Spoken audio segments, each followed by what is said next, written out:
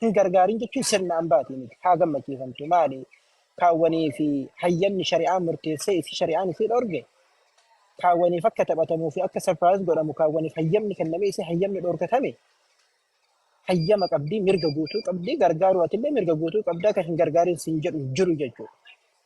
Kan akkasitti yoo gammachiisne bareeda jedhaa dubbiillee dheeressuun barbaanne kan akkas yoo goone bareedaa ta'an ammootu gama keessaa osoo godhanne wassalaamu alaikum.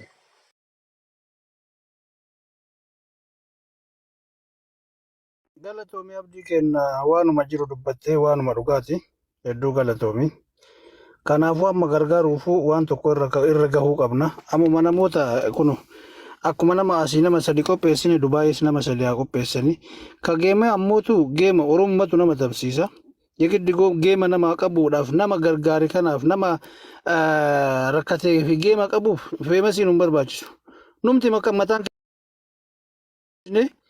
geema kee guyyaa kamitti akkasii ta'u qabadhu jenneeni qabsiisnee fi Oromoo kana nama tabsiisu wanta ka maallaqaan gargaaru ammootu har'umarraa jalqabne namoonni biyya Dubaay jirtan nama sadiin nu dubbisa kun asiin akka feetee fa'aa dubbisa nama sadi biyyuma kamirraayyuu nama sadi goone guruppii haa dalaganii nama haa uumanii achumarraan gargaaramuu danda'a jechuudha. Wallaahi yaada dabalataa mabruukii galchaamee keebeeki mee mabruukii okay.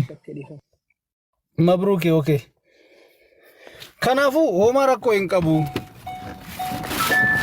Akkuma eenyutu tapha isii diyuut goone akkuma nama kamituu namni hedduun diyuuti maal argeetiin hin dhufee kana man beeyne hundatu sappoortii nama godha.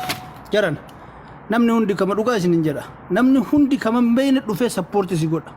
Kana gochuudhaaf ammootu Oromoon tokko taatee guyyaa geema isii geema hin qabnaa fi diyuut wal jalaa godhuudha. Karabbi itti dhiise bakka rizqiin isii jirtu. Hundi isaa dhufee jaalatee osoo hin taane rizqii waan rabbi baasi jedheeftu ari'aa fida waan ta'eef fiigaa dhufee puush godha.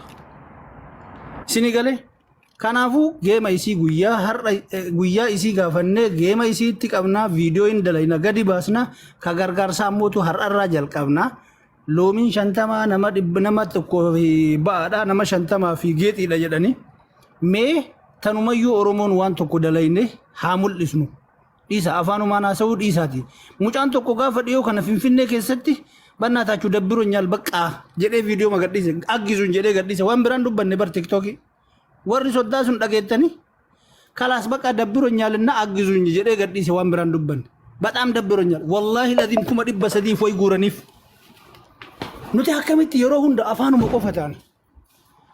Nuti akkamitti yeroo hunda waan dubbanne tokko waa irra geessuu dadhabna. Wanni bilisummaa ta'e nan dhoggattee bara waan kana hagarra. Afaanumaan dubbanne tirtirree lafa buufne balaa buufne galle. Heega galle ammootu gaafa ati qabrii buute waa'ee kee Oromoon dubbata heega ati duute sireesi godhanii ka gaafa ati lubbuun jirtu buddeena siin kenninetu gaafa ati duutee qabrii gadi buute Mahmudi ana bitaaf wallolan jarana kafana anatu bitaka ittiin awwaalama torbee hadhaa ana bira sadaqaan isa foon sangaa gabaa keessa deemanii bitanii mana keetiin nyaachuuf haga jiru walii waa hagoon haga lubbuun jiru walii hagoon intalli tun jajjabduu teetii dhaabattee deemaa jirti malee osoo akka nama biraa taate qaata haada fudhadhu.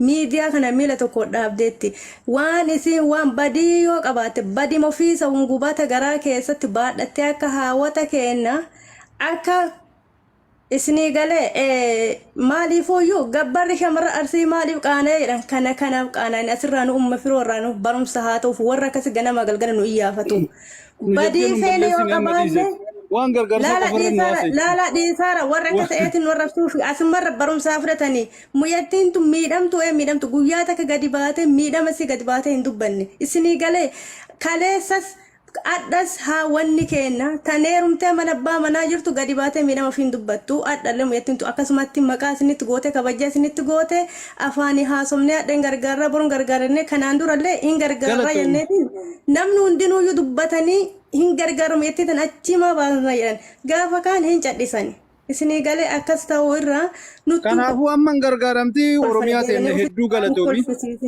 dhiifama Oromiyaa teenne hedduu galatoomi Dhugaati maqaa gargaaramti. isinitti gooteef. Intalli Oromoo hunda bakka buute Oromoo hundaadha. Wanni maqaa ittiin boonu Oromoo hunda. Oromoo naannoo tokko osoo hin taane intalli tun Oromoodha dhiiga kenna. Biyyuma kamiyyuu haa ta'u Oromoo hunda dhugaa rabbi fakkeenya namaaf ta'uu dandeetti. Fakkeenya Oromoo miti addunyaadhaaf ta'uu dandeetti. Rabbiin jazaa isii haa deebi'u. Kanaafuu amma mee namni qoatan hin jirtan lakkoofsa tokko na barreessaa daddafa.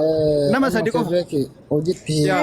Ani isinirraa bu'aa guyyaatti qabaddaati viidiyoo maxxansa guyyaa kana mana ebaluutittidha yoo mana kanallee taate mana biraallee taate mana ebaluutitti gargaarsisiit jedhaati dubbadda Oromoon akkuma tuyyuu jette hundinuuyyuu namni si quuqama hin dhabne hin jiru hundinuu quuqama qabaafimu jettitan namni si bira dhaabanne hin jiru ija kanaani ammoo guyyaa kana koottaa bira dhaabadhaadhaati viidiyoo maxxansa guyyaa kana mana ebaluuti sa'aatii kanatti jedha sa'aatii illeetti qaba.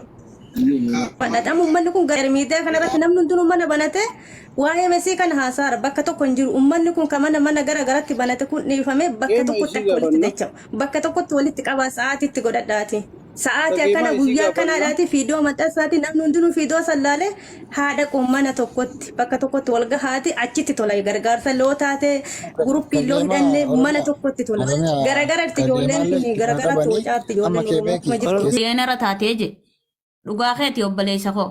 Laakiin ammoo isiin intala gartee rabbiin gartee jabeenya kanneef sabrii kanneef obsa kanneef. Ammallee rabbitti haa dabaluuf. Namni dubartii taates namni dhiira taates dhiirtinis ka dubartii wajjin dhalate hedduudha ka dubartii wajjin hin dhalatin hin jiru addunyuma tanarraa obboleettii wajjin jechuu barbaadeeti. Ta dubartii taates rakkoon irra isii tanarra geesse boru na mudattii beekuu qabda. Rabbi isin hin mudine. Haa taatu ammoo yaada qofaan dubbattanii asirratti dhiiftanii osoo biraa gabbuun lafarratti gadi buusaatii waan tana akkuma gartee yaada asirratti takannatan kana lafarra gadi buusaatii baallama qabadhaadhaa namuu waan dandeenyu ni gargaaramuu qabdiin jaanan kanumaan isiniin jaa. Galatooma.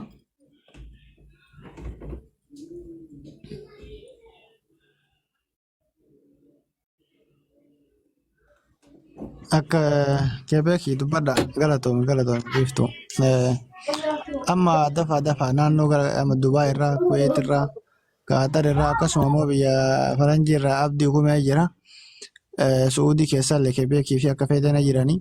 Inshaa Allah waan kana gartanii afaaniin osoo hin taane furmaatatti hojiitti jijjiiruu qabna. Afaan ammoo waan faayidaa qabu miti. Afaaniin ammoo nama meeqatu abshir jedhaa oola. Koomantii isii irratti nama 2,200 abshir jedha. Amma asitti argamuu qabna gargaaramuu qabdi deeggaramuu qabdi viidiyooleen gara taphaatiin illee gara geemaatiin illee wara dalagamee fi guyyaa ramadaanaa asitti akka geemallee taphattu inni asaan immoo keessaan guruppii ijaarree gargaaramuu qabdi inshaallah. Waan kana ta'eef dafaa hojiitti akka jijjiiramtu nama galchaa. Dubaay irraa nama tokko nama lama, Suudii irraa nama lama, Kuwait irraa akkasumatti nama hundaa galchaa tartiibaan warroonni jala jirtan hundi keessanuu akka guruppii keessatti hirmaattan inshaallah. Ani bootaa isinirraan qabu isinirraa gabboo ani biyya Suudiin jiru Abroppaa jira. Abbaan mana kanaa fooloo na godhi fooloo sii deebisaa waan irra geessan innarratti sheer gootanii akkasitti waliin gargaaraa jechuudha.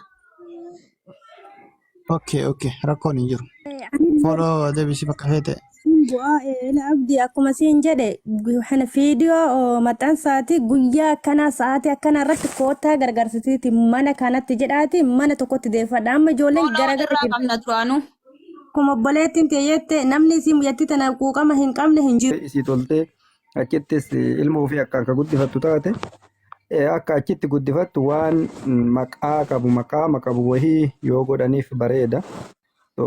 Suna akkas dammoo isiifittee namni tokko maqaa isiitiif nama bidhaan arrabsinaa maaliif jennaan kheyrii hujuuf sharrii jalaan hin deemina warra asirra jiru osoo hin taane amma bakka hedduutti namni waa waliin jedhu arrabaa waa namaan jedhu dhaga'aa jirra. Jara keenna bakka loletti lukkifatanii jette Oromoon kalloletti lukkifatanii jedhan. Kana waan ta'eef arraba keessanillee jiini ramadaanallee guddaa as deemaara. Innis waan jaalate maatii dhimma nama bidhaa keessallee seentanii naasayina. Wajayyoon gargaaramtee jireenyuu fi haa jijjiirattu yoo ka jettan taate kun waan kheyri waan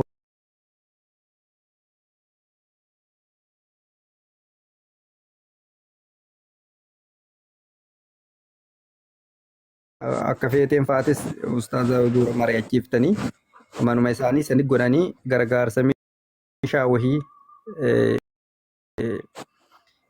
wanti biyya maraayyuu akka huntiin ka Itoophiyaa illee warri kaashaappii qabus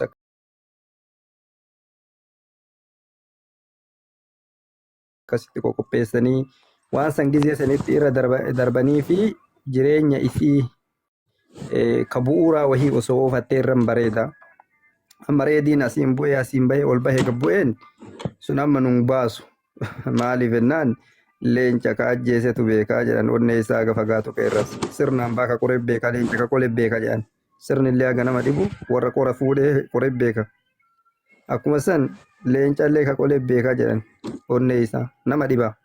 Amma reedii faarsuuf reedii arrabsuuf isii faarsuuf isiin arrabsuun illee nun baasu isinuu mataa dubbii irraa qabattanii haasaa jirtanii gargaarsa isiitti boru galgalaa haa ta'u laal ustaaza isin martuutti dhiyaatanii keessaan dubbisa mama isaaniitti yoo godhan mana kee beekii kaafdiyyuu haa ta'u akkaawuntii furmaa namni laala sa'aatii amma mirqaane kana yoo waan kanan goone achi booda akkuma dura isiniin jedhe achi buuteen jaartii aji kamaal ta'e san ta'a namni warqa akkas godhaa isiillee bakka sanii baasuuf waan santu bareeda dammoo nama bira dhaabachuu. Galee shari'aan illee akka itti faqqade akka itti fuudhantu jira. Fuudhuma taatee fi taani luka kaasii baafataniitiin kaasii itti xaragatanii achi darbanii miti. Nama meeqatu nu biraa boqate? Mucattiin tun immoo nama nu biraa boqate caalaa osoo jirtu akka boqattu taasisan. Yoon akkana jennu reedii jibbaa miti. Warra reedii mataa gaddeebisullee warra haadhaaf abbaa isaa tuqullee hin dinqisiifadhanii gadda malee. Reediin gaarii dalageefi miti. Irra taran nama taran kan jedhesaniif. Waan kana ta'eef nuti mootu sabboonaa dinqisiifannee dhiirti guyyaan waan jabaatetu ibidda ho'ifachiisaa itti Oromoon. Sabboona nama ibidda ho'ifateedha akka nama itti qabbanaatti. Sabboonalleen as bahee feemasoota hedduu jechuurra nama jechaan waa mirkaneessurra nama jechaan dhabne hedduutu jira. Sabboonaati immoo nama jecha gochatti nu jijjiiru akka taatu abdiin sirraa qaban. Uummata kana duratti nuun qaanfachiiftu nuti mootu tan qabnu miti tan qabne tan dhaabbannee fannifne teennee fuuna malee mucattii tana warri ardii Eeshiyaa keessa jiru akka diyaasfooratu dhiisi diyaasfooraan irraa qofa mucattii tanarraa ta'uu qabdi. Nuti immoo waan mallaqaa akka ardii Eeshiyaatittu duunee banna malee ni dandeenya. Nuti hin qaanfattuun siin jedha galatooma.